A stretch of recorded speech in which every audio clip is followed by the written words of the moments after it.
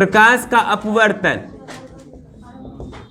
Refraction of light.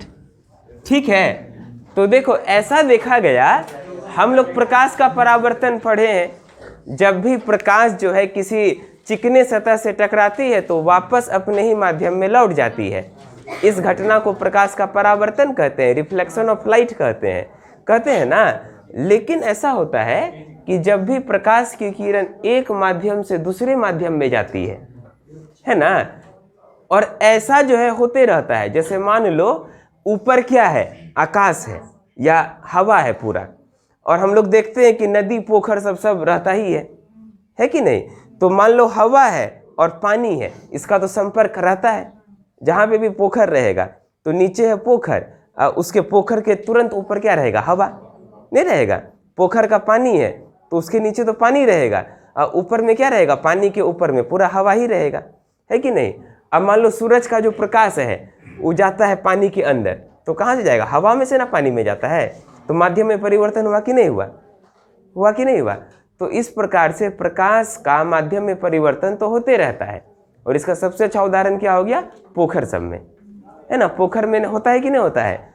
मान लो कि पोखर का पानी है तो इसके नीचे तो पूरा पानी है पोखर का, इसके ऊपर क्या है, हवा है, इसके नीचे क्या है पोखर का पानी है। इसी में ना खड़े होके छठ पूजा करते हैं, इसे है उगा हो सूरज देव, ऐसे ना करते हैं कोनिया लेके।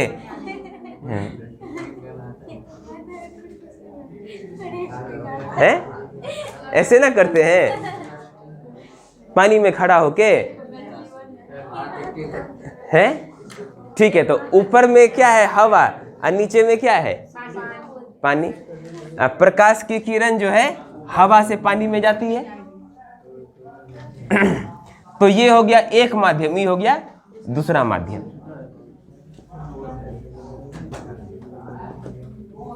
माध्यम एक से माध्यम दो,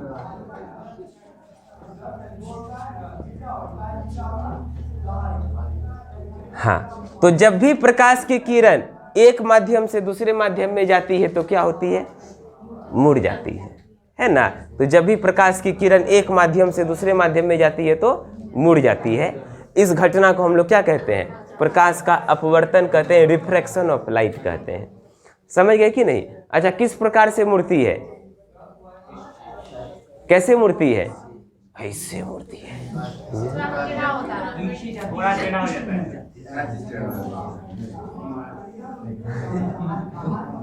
देखो ये है आपतित किरण, ये क्या है, आपतित किरण मतलब इंसिडेंट रे।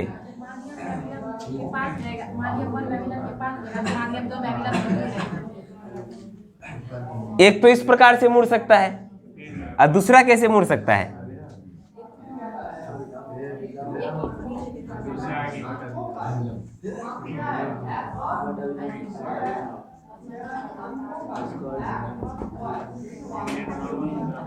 ऐसे मुड़ सकता है। दो तरीका से मुड़ सकता है, ध्यान दो इधर, दो तरीका से मुड़ सकता है। क्या समझे, एक मुड़ सकता है, ये इसको बोलते हैं नॉर्मल या अभिलंब। देखो ये नॉर्मल के तरफ मुड़ सकता है, मुड़ा कि नहीं, नॉर्मल के नजदीक आ गया और यहां नॉर्मल से दूर चला गया। दो ही तरीका से मुड़ सकता है। प्रकाश की किरण जब भी एक माध्यम से दूसरे माध्यम में जाती है दो तरीका से मुड़ सकती है, दो तरीका से मुड़ सकती है। कैसे मुड़ सकती है, या तो नॉर्मल के तरफ आ जाती है या नॉर्मल से दूर चली जाती है। ये दो प्रकार से मुड़ती है प्रकाश की किरण, समझिए ना। तो ये दोनों ही उदाहरण है किसका, प्रकाश के अपवर्तन का, रिफ्रैक्शन ऑफ लाइट का।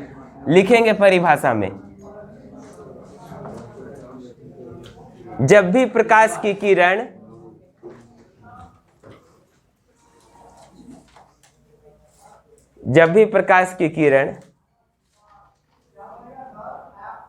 एक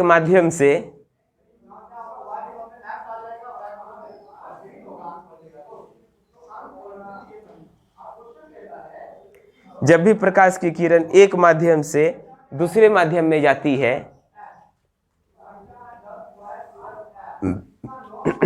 जब भी प्रकाश की किरण एक माध्यम से दूसरे माध्यम में जाती है तो मुड़ जाती है। जब भी प्रकाश की किरण एक माध्यम से दूसरे माध्यम में जाती है तो मुड़ जाती है। इस घटना को प्रकाश का अपवर्तन कहते हैं। इस घटना को प्रकाश का अपवर्तन कहते हैं।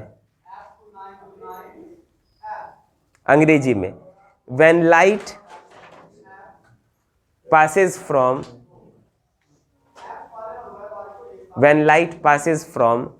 one medium to another medium, when light passes from one medium to another medium, it bends। मुड़ना को अंग्रेजी में बेंड कहते हैं। यह मुड़ जाती है। It bends, BENDS, it bends. This phenomenon is known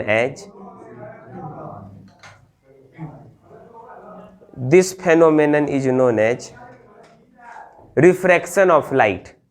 this phenomenon is known as refraction of light. इस घटना को क्या कहते हैं? रिफ्रैक्शन ऑफ लाइट कहते हैं। कोई दिक्कत नहीं, नीचे दो गो चित्र बना लेंगे।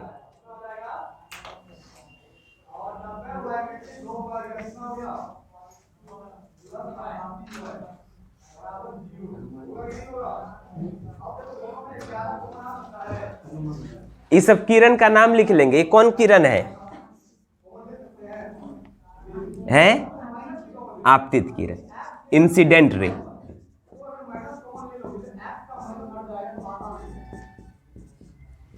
आपतित किरण,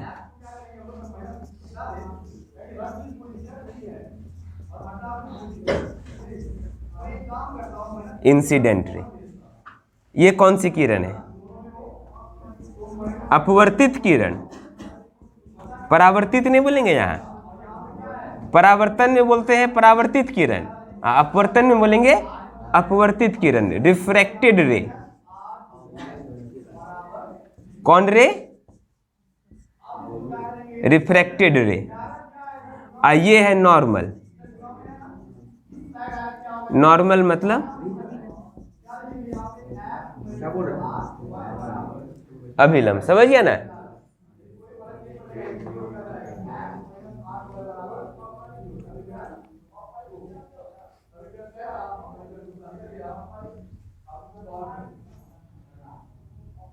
बंगाली शब्द जो होता है उसका टाइटल होता है रे। सुना है तुम लोग?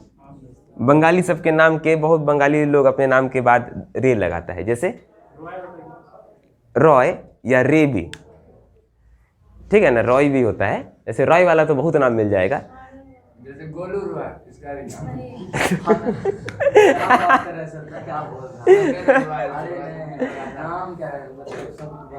नाम के बाद रे लगाता है। एक बहुत फेमस इसमें नाम है सत्यजीत रे। सत्यजीत रे का नाम सुना है तुम लोग? फिल्म बनाते थे, फिल्म बनाने वाले डायरेक्टर सत्यजीत रे। पुराने टाइम के हैं लेकिन बहुत सारा बढ़िया फिल्म सब बनाए हैं सत्यजीत रे। बहुत पुरस्कार भी मिला था। अच्छा सुनो ना रे, बना लिया ये आपतित किरण, अपवर्तित किरण और अभिलंब।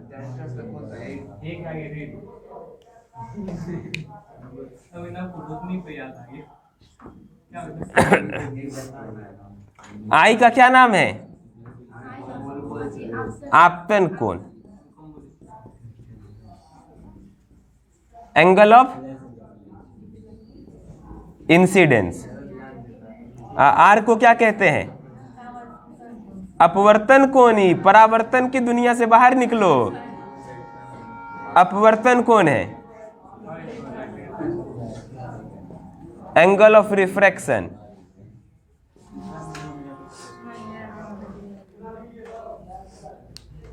इनके सूरज देव निकले कि नहीं? है, निकल गए। सूरज बहुत देर पर प्रतीक्षा हो गया। अर्घ चालू करवा देते हैं।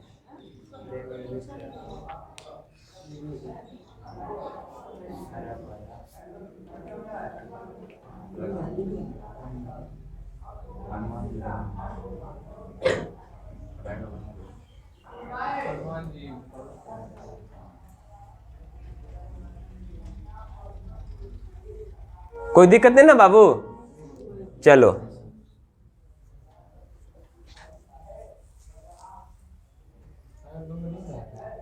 अब एक प्रश्न पूछा जाता है कि प्रकाश का अपवर्तन होता क्यों है?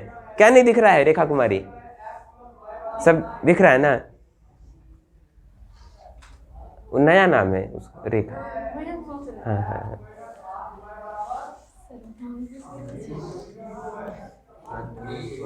हाँ, अब पूछा जाता है कि प्रकाश का अपवर्तन होता क्यों है ना? प्रकाश का अपवर्तन क्यों होता है? जब भी प्रकाश की किरण एक माध्यम से दूसरे माध्यम में जाती है तो मुड़ क्यों जाती है? ऐसा क्यों होता है? क्यों होता है? मुड़ जाती है, ठीक है, लेकिन क्यों मुड़ती है? प्रकाश की किरण एक माध्यम से दूसरे माध्यम में गई तो मुड़ क्यों गई? यहाँ कोई भूत बैठल है, मुड़ दिया ऐसे पकड़ के, है? यहाँ बैठल था, यहाँ पे सीमा पर कोई बैठल था, है ना, यहाँ मोड़ दिया इसको पकड़ के। क्यों मुड़ी प्रकाश की किरण? तो प्रकाश की किरण एक माध्यम से दूसरे माध्यम में जाती है तो इसलिए मुड़ती है क्योंकि विभिन्न माध्यमों में प्रकाश का चाल अलग अलग होता है। क्या समझे? अलग अलग माध्यमों में प्रकाश की चाल अलग अलग होती है। इसमें प्रकाश का चाल अलग था, हवा में प्रकाश का चाल अलग था, और पानी में प्रकाश का चाल अलग है। तो चाल अलग अलग है ना, तो यहाँ पे अलग स्पीड से जा रहा था, अचानक से यहाँ पे आया तो स्पीड बदल गया तो मुड़ गया। क्या समझे? तो अचानक से स्पीड बदल जाता है तो प्रकाश की किरण मुड़ जाती है। बुझ गया कि नहीं? समझ गया ना? हाँ, अचानक से यहाँ ब्रेक लग जाता है, क्यों? क्योंकि स्पीड बदल गया। स्पीड बदल गया तो दिशा भी बदल गया। समझ गया? तो प्रश्न लिखेंगे, यहाँ प्रश्न लिखेंगे,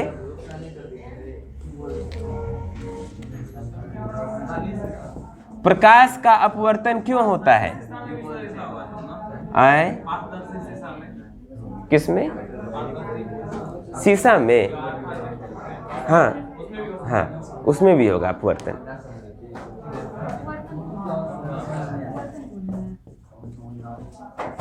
हाँ रे, अपवर्तन कौन?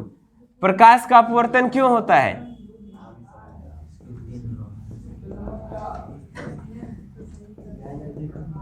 प्रकाश का अपवर्तन क्यों होता है?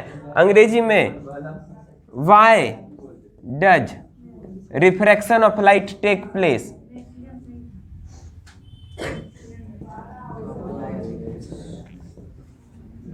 Why does refraction of light take place?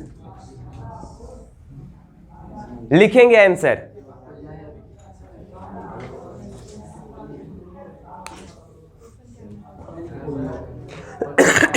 लिखेंगे, जब भी प्रकाश की किरण एक माध्यम से दूसरे माध्यम में जाती है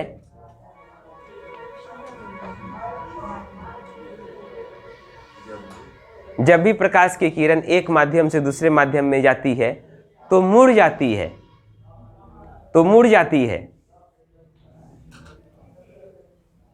क्योंकि जब भी प्रकाश की किरण एक माध्यम से दूसरे माध्यम में जाती है तो मुड़ जाती है, क्योंकि अलग अलग माध्यमों में प्रकाश की चाल अलग अलग होती है। क्योंकि अलग अलग माध्यमों में प्रकाश की चाल अलग अलग होती है। माध्यमों में, क्योंकि अलग अलग माध्यमों में प्रकाश की चाल अलग अलग होती है। ठीक है? तो जब भी प्रकाश की किरण एक माध्यम से दूसरे माध्यम में जाती है तो मुड़ जाती है, क्योंकि अलग अलग माध्यमों में प्रकाश की चाल अलग अलग होती है। अंग्रेजी में लिखेंगे, when light passes from one medium to another medium, when light passes from one medium to another medium, it bends.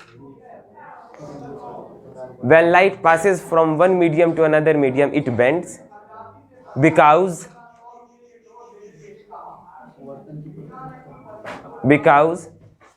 speed of light in different medium is different. Because speed of light in different medium is different. तो अलग अलग माध्यमों में प्रकाश की चाल क्या होती है? अलग अलग होती है, इसीलिए प्रकाश का अपवर्तन होता है। कोई दिक्कत नहीं ना? तो अलग अलग माध्यमों में because speed of light is different because speed of light is different in different medium. तो अलग अलग माध्यमों में प्रकाश की चाल क्या होती है? अलग अलग होती है। Speed of light is different in different medium.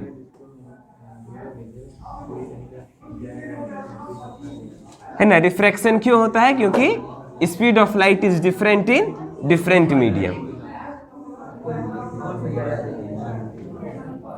अगला टॉपिक लिखेंगे अपवर्तनांक। एक इंपॉर्टेंट चीज है अपवर्तनांक।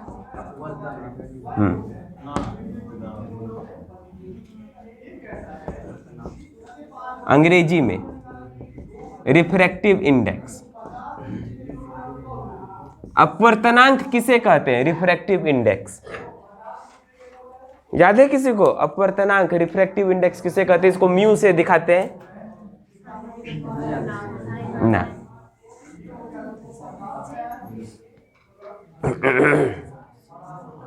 अपवर्तनांक रिफ्रैक्टिव इंडेक्स किसे कहते हैं? इसको म्यू से सूचित करते हैं। ये होता है निर्वात में प्रकाश की चाल और किसी माध्यम में प्रकाश की चाल के अनुपात को अपवर्तनांक कहते हैं। समझिए ना, अपवर्तनांक किसे कहते हैं? बोलो। अपवर्तनांक किसे कहते हैं? निर्वात में प्रकाश की चाल, मतलब वैक्यूम में स्पीड ऑफ लाइट। निर्वात में प्रकाश की चाल और किसी माध्यम में प्रकाश की चाल।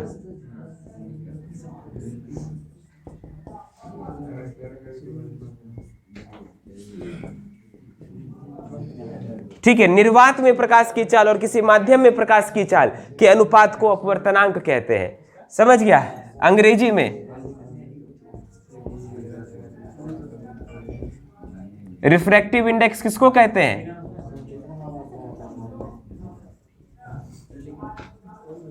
Speed of light in vacuum बट्टे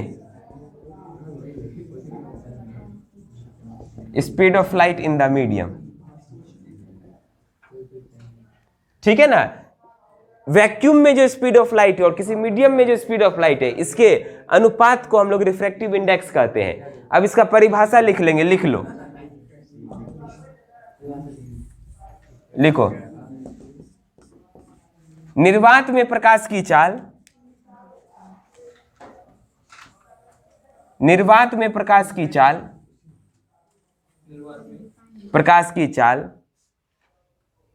और किसी माध्यम में प्रकाश की चाल,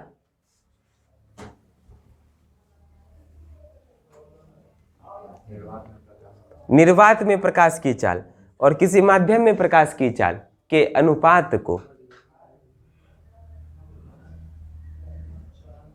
निर्वात में प्रकाश की चाल और किसी माध्यम में प्रकाश की चाल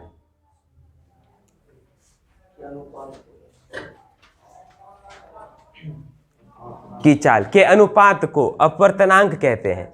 निर्वात में प्रकाश की चाल और किसी माध्यम में प्रकाश की चाल के अनुपात को अपवर्तनांक कहते हैं। अंग्रेजी में लिखेंगे ratio of speed of light in vacuum, ratio of speed of light in vacuum, ratio of speed of light in vacuum to the speed of light in a medium, to the speed of light in a medium is known as refractive index, is known as refractive index। तो refractive index क्या होता है? Speed of light in vacuum बट्टे speed of light in the medium. समझ गया? इसको सूत्र रूप में क्या दिखाते हैं? म्यू बराबर सी बटे भी। म्यू बराबर क्या होता है? बोलो, सी बटे भी होता है। यहाँ अपवर्तनांक को, रिफ्रैक्टिव इंडेक्स को म्यू से दिखाते हैं, speed of light in vacuum को, निर्वात में प्रकाश की चाल को सी से दिखाते हैं और किसी भी माध्यम में प्रकाश की चाल को भी से दिखाते हैं। कोई दिक्कत नहीं ना? समझ गया? तो म्यू बराबर सी बटे भी, ये हम लोग याद रखेंगे। बताओ, निर्वात में प्रकाश की चाल क्या होती है? Speed of light in vacuum क्या होता है? तो सी का मान फिक्स होता है। सी का मान फिक्स होता है कितना? 3 × 10⁸ मीटर प्रति सेकेंड। ठीक है ना? सी का मान फिक्स होता है कितना? 3 गुने 10 पे पावर 8 मीटर प्रति सेकेंड। कोई दिक्कत नहीं। तो C का मान फिक्स है 3 गुने 10 पे पावर 8। निर्वात में प्रकाश की चाल समझ गया, 3 गुने 10 पे पावर 8 मीटर प्रति सेकेंड होता है। कोई दिक्कत नहीं। तो रिफ्रैक्टिव इंडेक्स हम लोग कहते हैं निर्वात में प्रकाश की चाल और किसी माध्यम में प्रकाश की चाल के अनुपात को क्या कहते हैं? अपवर्तनांक कहते हैं। इसको किससे दिखाते हैं? म्यू से दिखाते हैं। तो म्यू का फॉर्मूला क्या बताए थे कल? म्यू बराबर C/V है ना, म्यू बराबर C/V होता है। कोई दिक्कत नहीं है ना। अच्छा, अब देखो कुछ प्रमुख चीज का अपवर्तनांक क्या होता है ना, कुछ प्रमुख चीज सबका अपवर्तनांक हम लोग याद रखेंगे। जैसे बताओ हमको निर्वात का अपवर्तनांक क्या होना चाहिए? हाँ हाँ, वैक्यूम का रिफ्रैक्टिव इंडेक्स क्या होना चाहिए? म्यू पूछ रहे हैं बाबू, प्रकाश की चाल नहीं पूछ रहे हैं निर्वात में। हम पूछ रहे हैं वैक्यूम का म्यू क्या होगा, निर्वात का म्यू क्या होगा? 1 है ना। निर्वात का वैक्यूम का म्यू क्या होता है? 1 है ना। निर्वात का अपवर्तनांक क्या होता है? 1 होता है ना। निर्वात का अपवर्तनांक क्या होगा? 1 होगा। समझ गए? अच्छा, वायु का क्या होता है अपवर्तनांक?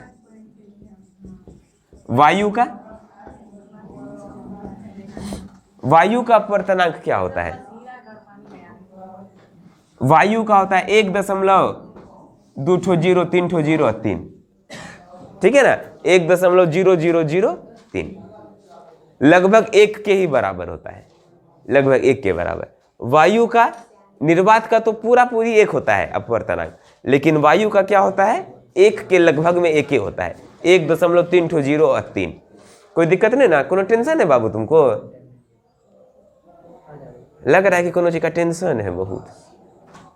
खाना नहीं मिला भोरे? तो वायु का अपवर्तनांक जो होता है वो 1.303 होता है। कोई दिक्कत नहीं ना। इसके बाद देखो पानी का अपवर्तनांक क्या होता है? वाटर का हाँ 4/3 होता है, मतलब 1.33।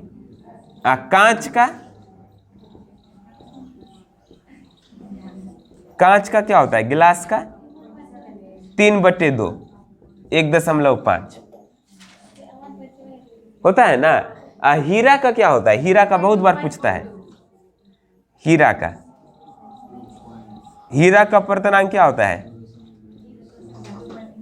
2.42। समझ गया ना। ये प्रमुख चीज सबका अपवर्तनांक हम लोगों को रिफ्रैक्टिव इंडेक्स याद रखना है। समझ गए? निर्वात का अपवर्तनांक 1, वायु का 1.0003, पानी का 1.33, कांच का 1.5, हीरा का 2.42। याद रखेंगे, ठीक है? लिखो, जल्दी जल्दी लिखो।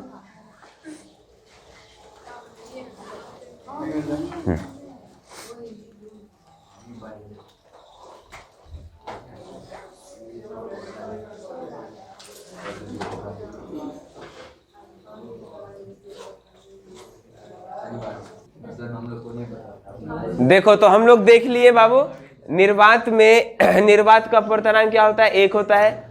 वायु का क्या होता है? 1.0003। पानी का क्या होता है? 1.33। कांच का और हीरा का, ठीक है। अब देखो होता क्या है, 2 तरह का माध्यम होता है। माध्यम जो होता है बाबू 2 तरह का होता है, विरल माध्यम और सघन माध्यम। ठीक है, रेरर मीडियम और डेंसर मीडियम। तो लिखेंगे विरल माध्यम, विरल माध्यम, अंग्रेजी में रेरर मीडियम। विरल माध्यम, रेरर मीडियम लिखेंगे। वह माध्यम, तो विरल माध्यम में क्या होता है? ऐसा माध्यम जिसका अपवर्तनांक कम हो उसको विरल माध्यम कहते हैं। क्या समझा? ऐसा माध्यम जिसका अपवर्तनांक क्या होता है? कम होता है, उसको विरल माध्यम कहते हैं, रेरर मीडियम कहते हैं। बुझ गया? लिखो, वह माध्यम जिसका अपवर्तनांक कम होता है उसे विरल माध्यम कहते हैं। वह माध्यम जिसका अपवर्तनांक कम होता है उसे विरल माध्यम कहते हैं।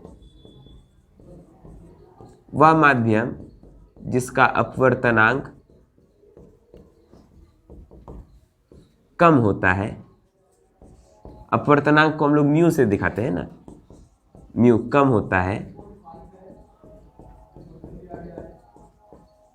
उसे विरल माध्यम कहते हैं।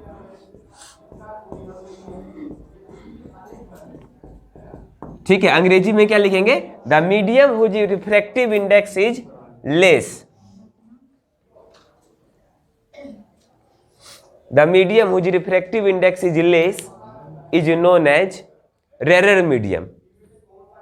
The medium whose refractive index is less is known as rare medium. ऐसा मीडियम जिसका रिफ्रैक्टिव इंडेक्स क्या होता है? बोलो, लेस होता है, कम होता है, उसको हम लोग रेयर मीडियम कहते हैं।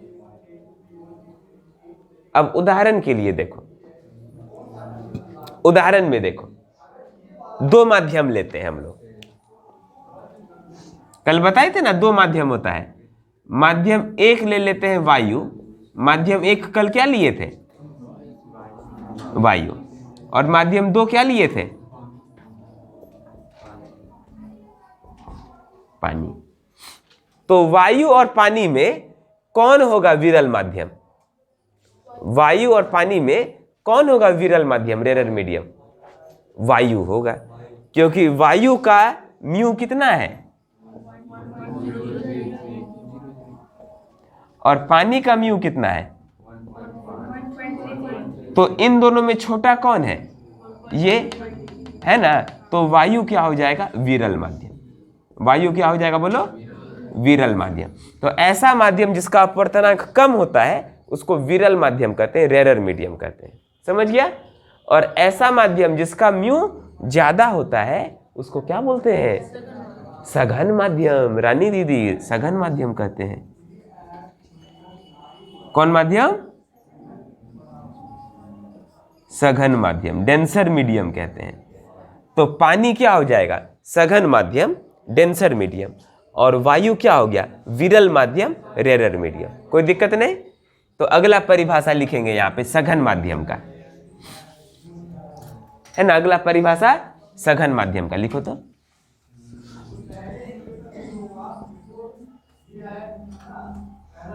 है ना, बढ़िया से लिखो सघन माध्यम का परिभाषा। इधर लिख देते हैं।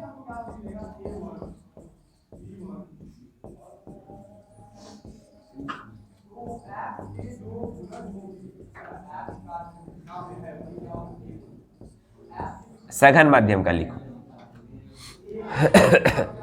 सघन माध्यम का परिभाषा क्या होगा? तो वह माध्यम जिसका अपवर्तनांक ज्यादा होता है, ज्यादा होता है। विरल माध्यम में था वह माध्यम जिसका अपवर्तनांक कम होता है, और सघन माध्यम में क्या होगा? वह माध्यम जिसका अपवर्तनांक ज्यादा होता है। The medium whose refractive index is more. लिखो सघन माध्यम की परिभाषा। लिख लिया? जन्नत लिखी?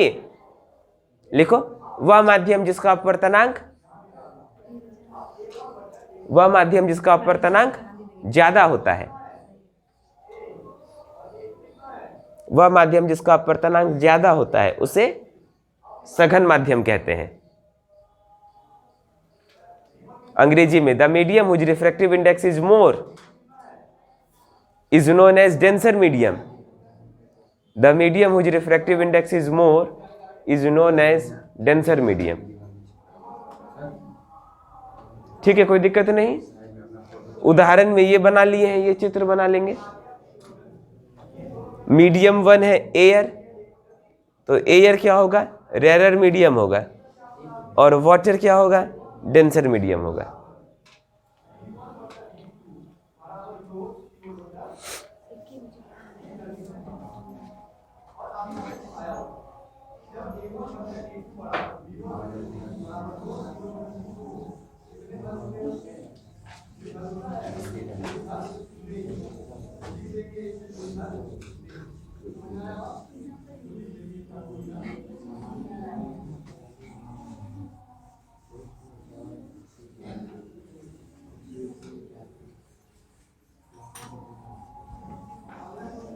जब हम लोग प्रकाश का अपवर्तन चालू किए थे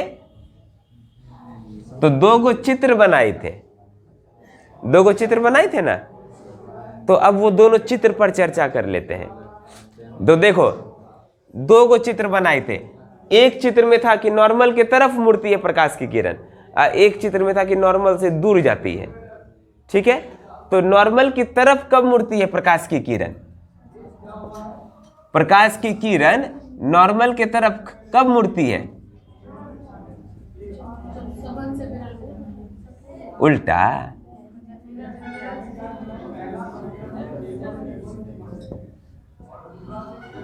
देखो यहां पे मुड़ी है किधर?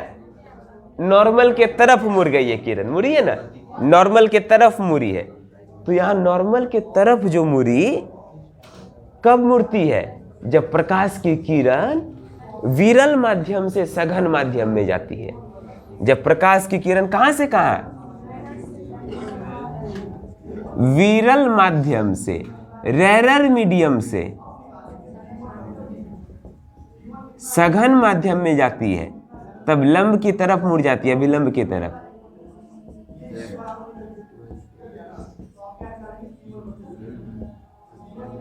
तो लिख लेंगे एक नंबर में, जब प्रकाश की किरण विरल माध्यम से सघन माध्यम में जाती है, लिखो जल्दी से एक नंबर देके, जब प्रकाश की किरण विरल माध्यम से सघन माध्यम में जाती है, जब प्रकाश की किरण विरल माध्यम से सघन माध्यम में जाती है,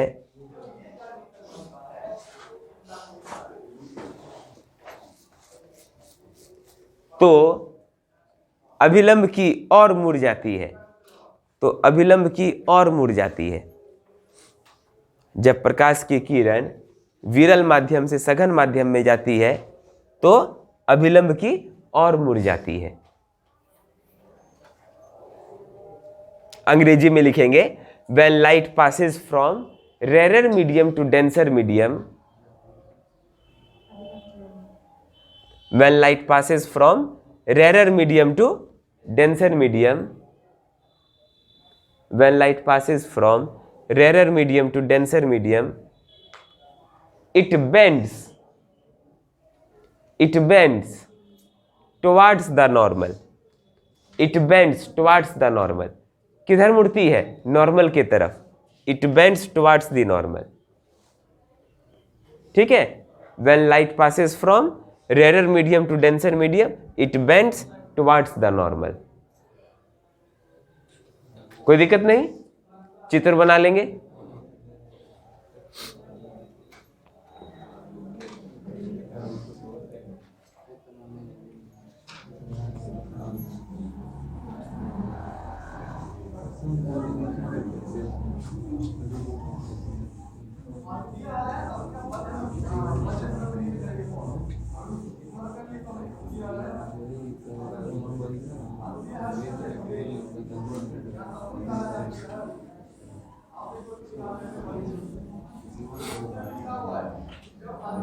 चलो दूसरा में क्या होता है? जब प्रकाश की किरण, बोलो, सघन से विरल में जाती है,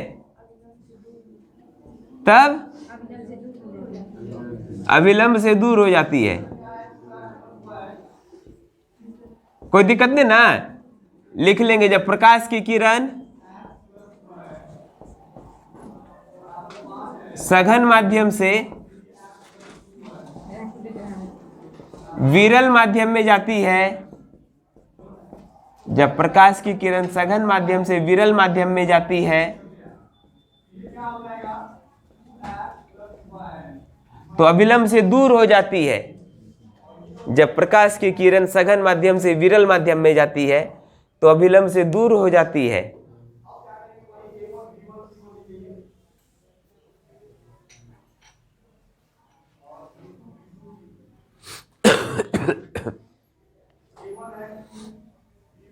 अंग्रेजी में लिखेंगे, when light passes from denser medium to rarer medium, when light passes from denser medium to rarer medium, it bends away from the normal. When light passes from denser medium to rarer medium, it bends away from the normal. यह normal से दूर हो जाती है, कोई दिक्कत नहीं ना। यहां हम लोग को दिख रहा है कि नॉर्मल से देखो एकदम दूर हो गई है ये वाली किरण, जब सघन माध्यम से विरल माध्यम में जा रही है। और यहां देख सकते हैं कि अभिलंब की एकदम तरफ आ गई है ना, जब विरल से सघन माध्यम में जाती है। तो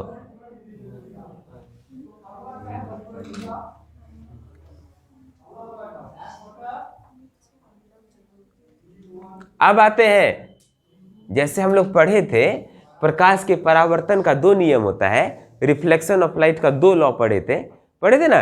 रिफ्लेक्शन ऑफ लाइट का कितना लॉ होता है? 2 गो लॉ होता है कि नहीं? एक लॉ होता है सब किरण सब एक ही प्लेन में है, और दूसरा कोण आई बराबर कोण are.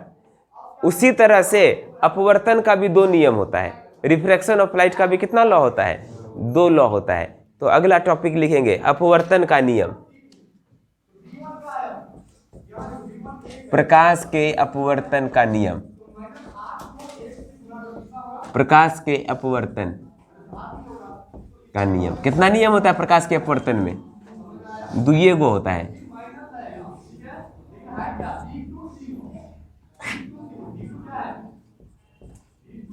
Laws of refraction, laws of refraction है ना, रिफ्रैक्शन का लॉ। पहला नियम क्या होगा? आपतित किरण, अपवर्तित किरण और अभिलंब एक ही समतल में होते हैं। लिखो,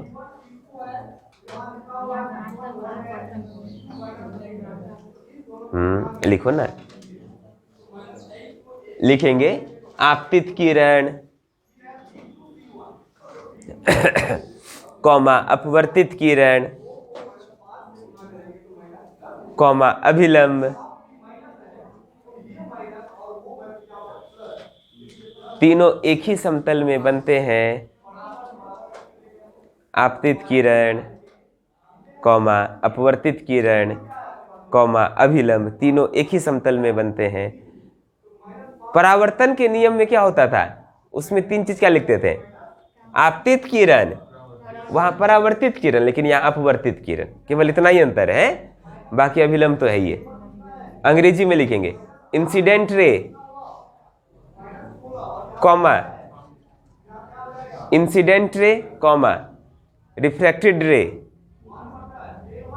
and normal all lie in the same plane,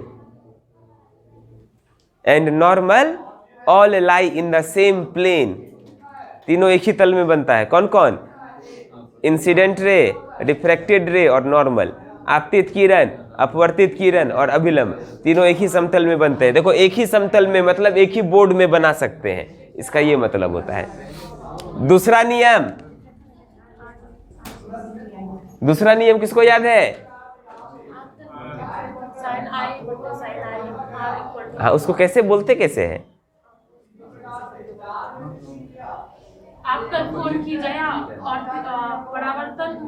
अपवर्तन कोण जया का अनुपात एक नियतांक होता है। हाँ, वाह, बहुत अच्छा, ठीक है ना।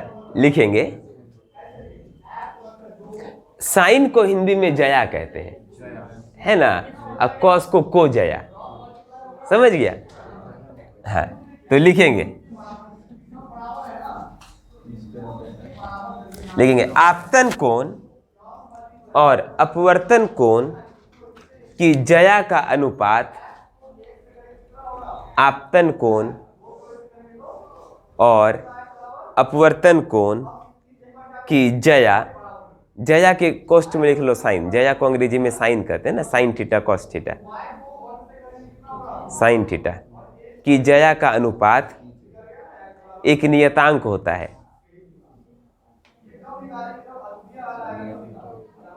आपतन कोण और अपवर्तन कोण की जया का अनुपात एक साइन थीटा की जया का अनुपात एक नियतांक होता है। कोई दिक्कत नहीं, अंग्रेजी में लिखेंगे। Ratio of sine of angle of incidence, ratio of sine of angle of incidence and angle of refraction, ratio of sine of angle of incidence and angle of refraction is always constant. Ratio of sine of angle of incidence and angle of refraction is always constant. कोई दिक्कत नहीं, क्या होता है, हमेशा constant होता है। और वो अच्छा देखो, इस नियम को हम लोग स्नेल का नियम भी कहते हैं। इस नियम को क्या कहते हैं? स्नेल का नियम लिखेंगे। इसे स्नेल का नियम कहा जाता है, इसे स्नेल का नियम कहा जाता है। इसे स्नेल का नियम कहा जाता है, दूसरे नियम में ही लिखेंगे। This is known as Snell's law, है ना, this is known as Snell's law. अब देखो इसमें क्या बोला, ये आई है, ये आर है। ये आई क्या है? आपतन कोण। आर क्या है? अपवर्तन कोण। तो बोला आपतन कोण की जया मतलब साइन आई, और अपवर्तन कोण की जया मतलब साइन आर, है ना। आपतन कोण की जया मतलब साइन आई, अपवर्तन कोण की जया मतलब साइन आर। इन दोनों का अनुपात क्या होता है? एक नियतांक होता है, कांस्टेंट होता है। और वो कांस्टेंट क्या होता है? म्यू।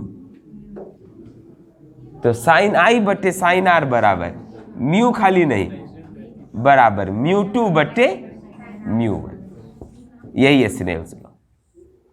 साइन आई बटे साइन आर बराबर म्यू टू बटे म्यू वन। खाली म्यू नहीं लिखना है, म्यू टू बटे म्यू वन लिखना है। तो साइन आई बटे साइन आर बराबर म्यू टू बटे म्यू वन। यही है स्नेल का नियम। साइन आई बटे साइन आर बराबर म्यू टू बटे म्यू वन।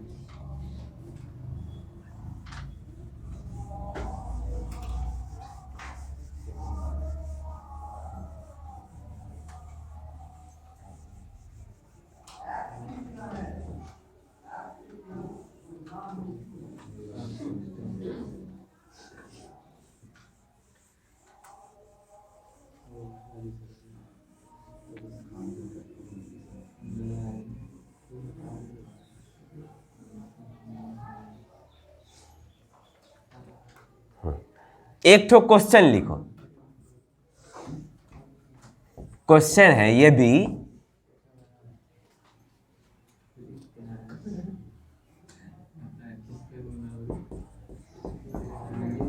पानी का अपवर्तनांक 4/3 है तो पानी में प्रकाश की चाल ज्ञात करें। तो पानी में प्रकाश की चाल ज्ञात करें। If refractive index of water is 4/3,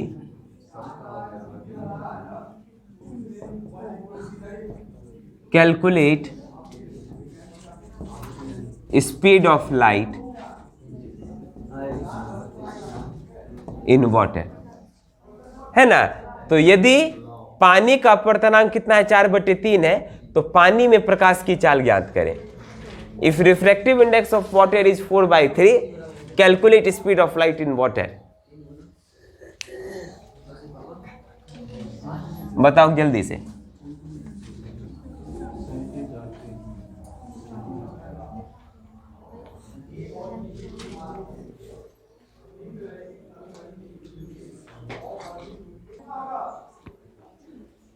पानी का अपवर्तनांक दिया 4/3,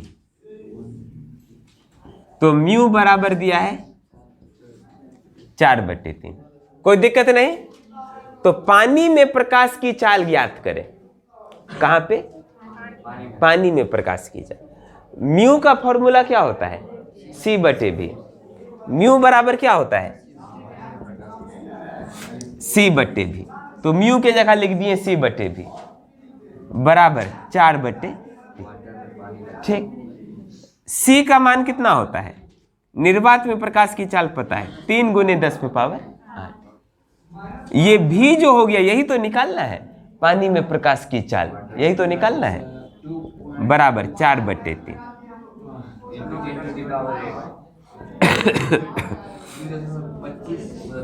4 गुना भी 4 भी बराबर 3 × 3 9 × 10⁸। भागा में थोड़ा सा गलती हो गया बाबू, चाय नहीं पिया है लगता है भोरे भोरे। 9 बटे 4। हाँ हाँ, भागा मारो तो 9 बटे 4 कितना होता है?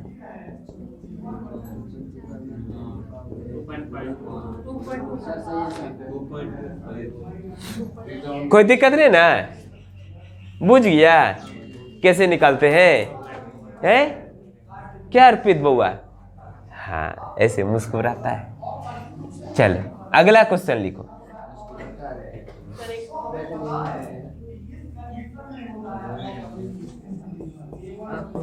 यदि हीरा का अपवर्तनांक 2.42 है तो हीरा में प्रकाश की चाल निकालो। तो हीरा में प्रकाश की चाल ज्ञात करें। If refractive index of diamond is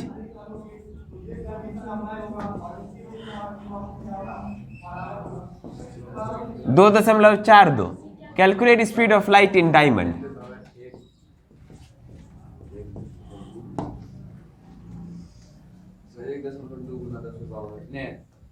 एक 108 मीटर पर 108 बार जो है बाबू गायत्री मंत्र करो तब बनेगा।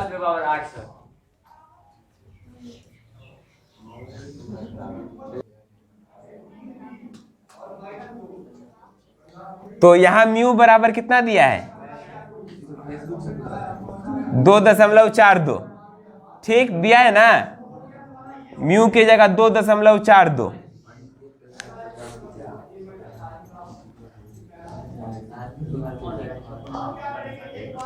दो 2.42। तो यहां से कोना कोनी गुना किए तो भी बराबर कितना हो गया?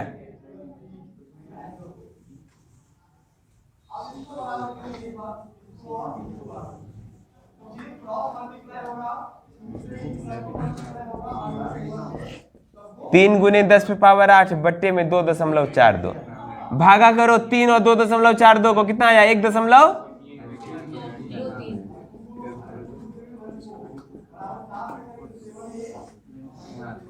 कोई दिक्कत नहीं ना? ठीक है, तो इस प्रकार से हम लोग प्रकाश की चाल ये सब निकाल सकते हैं। ठीक है, तो आज रहने देंगे इतना ही। आज हम लोग जाने अपवर्तन किसे कहते हैं, अपवर्तनांक के बारे में जाने, है ना, ये सब कुछ हम लोग जाने।